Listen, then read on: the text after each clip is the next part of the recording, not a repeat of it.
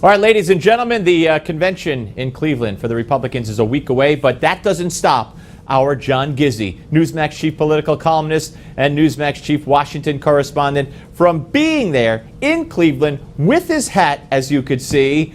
John, welcome, sir. Thank you, Steve. It's a pleasure to speak to you from beautiful downtown Cleveland. With the home of the world champion Cavaliers. So you got that going for you. All right, listen, we got a lot to talk about in about 5 minutes or less. So let me ask you, first of all, security. I mean, I guess that must be on everybody's mind even now. Have you seen any signs of anything, or is that way too early? No, I have not seen any signs that this is too early. And as a matter of fact, wherever I go, and others are advised, I have my pass right here with me because the guards are checking, and it doesn't care what you look like, even if you wear a tie and a fedora. They do not want you out there without their pass. Sure. Security is tight, to say the least. All right, let's talk before we get to the platform committee, which you have some news on.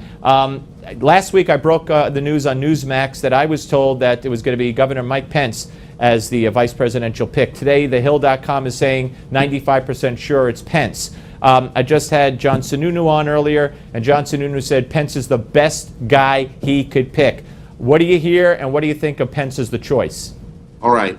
I've been in the convention center since I picked up my credentials at 7:30 this morning. I've talked to members of the platform committee, and it seems almost unanimous. It's going to be Governor Pence.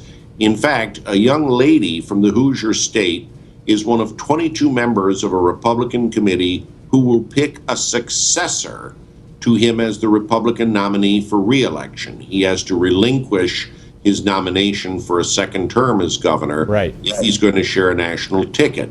That's how far it's gone. Now, let me say this. I don't claim inside information, only what the delegates themselves were telling me. And of course, Donald Trump is not known for being predictable. That said, if it's not Governor Pence, Steve, it's going to make a lot of people, including the governor himself, look pretty surprised and pretty foolish. And I might add, where will Donald Trump be tomorrow? Indiana. Right. Well, if he pulls out Ted Cruz at the very end, I think that will be the upstage of the century. But I don't see that happening. All right. Let me ask you, the platform committee. They made some decisions today. Just summarize them for us briefly, if you can, sir. All right. I covered the government reform subcommittee, which not only held the line on illegal immigration, but put in even tougher language than 2012. And that's from the author of the 2012 language, Kansas Secretary of State Chris Kobach. Among other things, for the first time, the Republican platform endorses building the wall, Donald Trump's signature proposal. And it also takes a very hard line on English as the official language. And life, the issue of life. They were very strong on that as well, right? Exactly. The platform will hold firm on its 36-year-old commitment to the right to life. Boy, there is such a, people don't put a lot of credence in the platform and all that, but there's such a difference.